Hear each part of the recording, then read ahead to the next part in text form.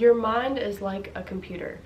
When there's too much clutter, there's too much uploaded onto it, it starts to glitch. It basically starts to glitch because it needs more space. The clutter in the mind comes through as pettiness, grudges, old conversations we can't let go of. What am I going to do next? What I have done that I wish I hadn't. When we have clutter in the mind, we are distracted from ourselves. We don't have room to create art because we're so wrapped up in the what ifs of life, the frustrations of life, and the dramas of life. When our creative space is cluttered, our mind becomes riddled with the unconscious programs that distract us from who we really are, creators, and the power and beingness of this creative spirit that we naturally possess within us vanishes when our place is messy. When you start to clean your creative house though, you notice all of the ways that we have allowed spiders in our space, hiding in the dark places, right? Spiders in our space that we have been allowing in the depths of our creative house manifest as feelings of not good enough, limits, loneliness, fear. When these spiders are cleared away though, there's this sense of lightness in our creative spirit. It rids ourselves of the creepy crawly thoughts and feelings too. The prison cell of our lack and limitations starts to lift, and the cleanliness of our natural spirit comes forth. It all seems like the knowledge of what is going on around us, what's going on in the outside world, is more important than the study of yourself. I noticed that when I have a messy space, it is likely because I was going out too much. I was going out more than I needed to. Rather than exploring within, I was exploring and looking for answers in the pains and tribulations and trials of the outside world and the suffering of other people. I was searching for my own happiness and curiosity fulfillment through others, through the psyche of others. I was searching for happiness through the possibility of meeting a new friend, of connecting with someone new, of feeling included within a social circle that are people of my own so-called age. In the meantime, I neglect my home though when I'm doing this. And my creative practice becomes forced because I have no time to clean and I have to create, so I push aside the fact that I have to clean and just create in a messy space because there's not time for everything. I then create in a space with spiders, dirty laundry, and with an old cabinet that I have yet to go through and organize that is filled with all of my art stuff that I have to work around to find what I need, and it fills my mind with anxiety, so then my art becomes riddled with anxiety, with fear, with frustration, and then I throw a title on it that has some like tone of anxiety that I'm like trying to pretend as if that was the intention in the first place, you know, like I just slap a title on it that's like deep and like a little dark, and then I'm like, that I meant to do that all along. We have been taught though that being self-centered is bad, right? If you look at the word self-centered though, the words are saying centered in the self. But if you look up the synonyms of this word and the definition, they basically give you conflicting information. They give you, for the synonyms, they give you words like egotistical, wrapped up in the self, self-obsessed, thoughtlessness, inconsiderate, selfish. But they also give you words like self-seeking, self-interested, introverted, inward-looking, self-loving, intuitive, and things like words like that. Which is it? When you know yourself and you are self-centered, when you're centered in yourself, you are self-seeking, you're inward-looking, but you're also in harmony with all of the selves, all of the divine beings, all of the knowledge, all of the love, loving all by knowing and being true to you. You then have the capacity to love everyone else, to see everyone else when you see yourself. So being self-centered is creative. It's centered in the self, and being centered in the self allows you to look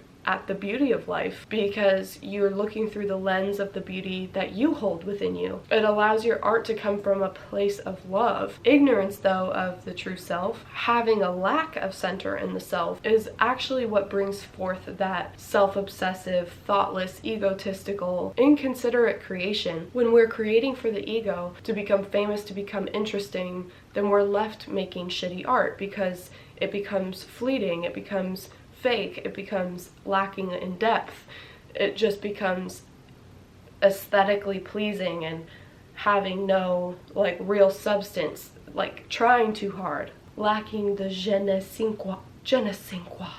I don't know how to say that word. Lacking in that like natural flowing of the self, reflection of the you on the paper. That would be shitty art. You and your art at the true center of you have no competition, fear, or doubt. You are incapable of scarcity, rules, laws, because you are a divine being with all creative powers and abilities, so you can create whatever you want, and there is no rules, there is no scarcity, there is no self-obsession. It's just knowing and being and creating. When we have a messy space, we're agreeing to this reality that we're in, this messy, chaotic reality that we're in, whether we're conscious of it or not. When we have this clutter, these cobwebs, these spiders, fruit flies, spaces and places of accumulated knowledge and chaos from the outside world that is obsolete, it's out of date, it's no longer useful to us, but yet it's crowding up our space. When we clean our space, we clean our creative house, and we have wisdom because we are wisdom, for your divine self knows all. Your clutter is simply a distraction from all that you already know. It is making it difficult for you to tune into the self. And when we stay in the heart though, and we are the love, and we clean our space, and we get rid of the clutter and see who we really are and get close to that, we create through the portal of limitless possibilities. We create from a position of love, and love has no opposite. It's an absolute, and you are an absolute, and you can never run out of love because you are love, no matter how much you give it away. And fear is never the opposite of love. That is ridiculous. This is why you're able to make the beautiful works of art that you already have made, and this is why you're able to make limitless amounts of beautiful art in the future and in the present moment. You had love within you that you expressed, and you can express it again. You can express it an endless amount of times. You can express it for eternity, because love is who you are, and who you are is a multi-dimensional being with creative abilities and qualities. You are the greatest of all time by being you. The last frontier, they explain the last frontier as being going to outer space and learning all about space, and once this planet is gone then we'll need to go there, and like that's the last frontier, that's the extreme end all be all, that's where the knowledge is. The last frontier is not and never was outer space. The extreme limit of understanding and achievement in all areas is the full experience and development of who we really are, for that is the greatest satisfaction, the greatest fulfillment, the greatest knowledge, where the peace is and where all of the love is, where all of the divine knowledge, where all of the wisdom is. Looking inside of the self and figuring out ourselves is the last frontier. Once we clear our distractions, center within ourselves, we can create from this fulfillment. We can leave a physical record of a time where we felt close to ourselves. It doesn't matter if it's good or bad, but I'm bad at it. I'm so bad at making art. It sucks. Like every time I make a drawing, it sucks and I hate it, and I want to rip it up into a million pieces. Who told you you have to be good or bad? Who told you there is a good or bad? If there is something that you want to do and you want to create, just go for it, do it, just start. It is one encounter with the self after the next. Every moment that you apply the divine knowledge about yourself allows your creativity to flourish naturally. It allows you to make those pieces that you're like, oh my gosh, I love this. It doesn't matter if anyone else does, I do, because it shows this side of me, or it makes me feel this way, or it reminds me of how I felt at peace with myself, or I'm at one with myself in this moment. And so I love it, and I see the beauty in it because I was feeling beautiful as who I am, not beautiful on the outside, beautiful as Jenna, beautiful as this girl doing this with her arms.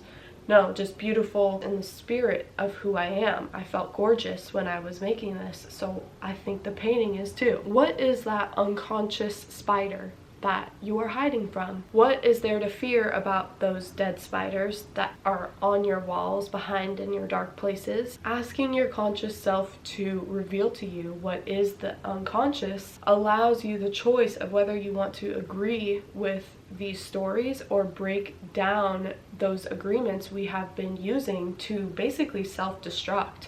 A messy space agrees with self-destruction, agrees with shitty art. When we clean, we recognize that we are indestructible. No matter how many efforts we make to destroy ourselves, to destroy all that is good in our life, to completely ruin our lives and destroy all that is good in our surroundings even, every single moment is a fresh start. No matter if the last moment you were right on track, this next moment you can fall off. And same with if you were off track last moment, you can get on track this moment. Every single moment, moment to moment, is a fresh start. Every moment there's basically an option to start over. You are eternity, and your art is eternal, and it's a reflection of you. You are eternal, you are love, and your art is a reflection of those things. Let yourself accept the bounty of all that you are. Let yourself accept how creative you are. Let yourself express your creativity from within. Give yourself that freedom, because that's all the freedom we've got. True freedom is the ability to express our love, to feel love, to take ourselves back, to be who we are. That's what true freedom is. And when we're trying to get away from that, or prove ourselves, or be someone else, or be a caricature, and be this artist that is so like eccentric and like different from the rest, and like unique and perfect and just so glorious and glamorous, and goes to all the right events and wears all the right clothes, it's just, that's not who we are. So that's a prison, that's a lack, that's a scarcity, because you're in competition. And when you're who you are, there is no competition. There is no I'm better than you, you're better than me. There is no games to play. There's just you and the canvas, or the keys, or the camera, or whatever art form you do. Through your art, you are the bounty of you. And accept all of the love that flows to you naturally with ease when you give your love endlessly through your art, or through the art of being you. There's no limited supply of love.